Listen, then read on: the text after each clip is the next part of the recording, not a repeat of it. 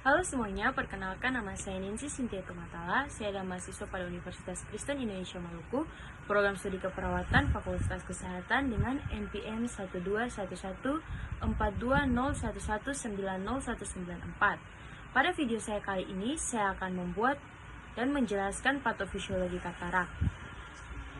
Katarak terjadi karena dua faktor, yaitu usia penuaan dan penyakit sistemik seperti penyakit diabetes mellitus.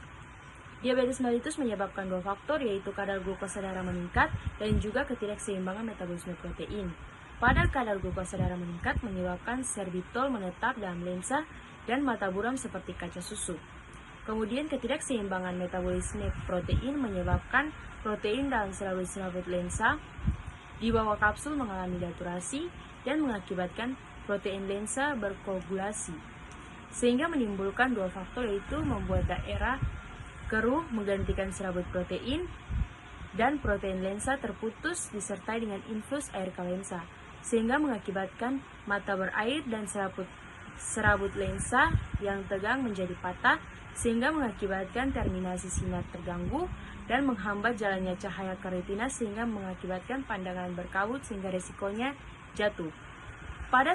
Pada sorbitol menetap dalam lensa dapat juga menimbulkan lensa secara bertahap kehilangan air dan mengakibatkan metabolisme larut air dengan BM rendah masuk ke sel pada neflus lensa, sehingga mengakibatkan korteks lensa lebih dari terhidrasi dari pandangan nukleus lensa dan mengakibatkan lensa menjadi cembung iris terdorong ke depan, sehingga sudut balik mata depan sempit dan aliran COA tak lancar, DO meningkat, komplikasi glaukoma, dan mengakibatkan resiko cedera, resiko infeksi, dan daya akomodasi lensa terganggu sehingga pupil kontriksi dan sinar tidak tertampung banyak pada siang hari, dan blurred vision sehingga mengakibatkan pandangan lebih jelas pada malam hari.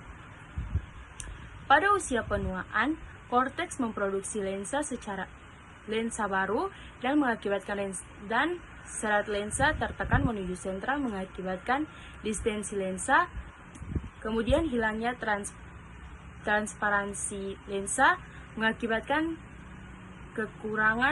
kekeruhan lensa, sehingga mengakibatkan dua faktor, yaitu faktor yang pertama sinar terpantul kembali dan blocking sinar yang masuk ke kornea.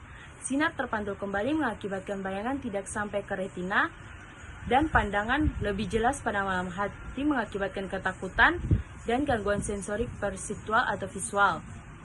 Pada blocking sinar masuk ke kornea mengakibatkan bayangan semua yang sampai ke retina, mengakibatkan otak mempresentasikan sebagai bayangan berkabut sehingga menghasilkan pandangan yang kabut.